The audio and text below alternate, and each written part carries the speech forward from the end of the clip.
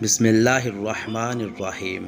Interesting اور دلچسپ کہانیوں کے لیے ڈیپ سرکل چینل کو سبسکرائب کر لیں۔ ماں کی ممتا اور بیٹے کی نفرت۔ سچ جانے بغیر ماں سے نفرت کرنے والے نوجوان کی کہانی، لیکن جب سچ کا پتہ چلا تو روح کانپ اٹھی۔ میں اور میری ماں ایک متوسط سے گھر میں رہتے تھے۔ میرے والد فوت ہو چکے تھے، لہٰذا زندگی کی گاڑی چلانے کے لیے میری ماں کو اسکول کی کینٹین میں صبح سے لے کر اسکول بند ہونے تک سخت کام کرنا پڑتا تھا۔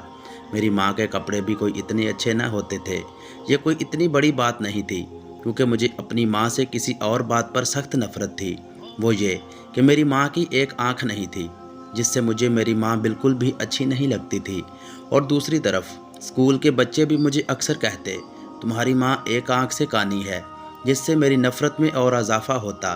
جبکہ میری ماں مجھ سے بے حد پیار کرتی اور پڑھائی کے معاملے میں ہر وہ سہولت مہیا کرتی جو دوسرے بچوں کو حاصل تھی، مگر میں نے اپنی ماں سے ہمیشہ نفرت کی۔ خیر، میں تعلیم حاصل کرتا گیا۔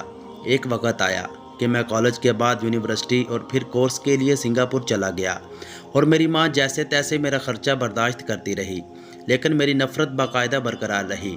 پھر واپس آ کر مجھے بہت اچھی جاب مل گئی، اور میں اپنی ماں سے بالکل قطع تعلق ہو گیا، جس کا میری ماں کو بہت رنج ہوا، مگر مجھے پرواہ نہیں تھی۔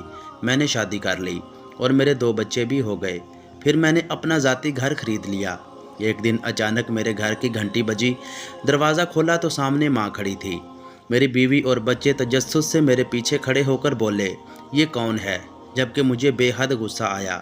میں نے ماں کو کہا، تو یہاں کیوں آئی ہے؟ کیوں میرے بچوں کو ڈرانا چاہتی ہے؟ ان کو کیوں ڈسٹرب کیا ہے؟ میری ماں نے کوئی لفظ نہ کہا اور انہی قدموں سے واپس چلی گئی۔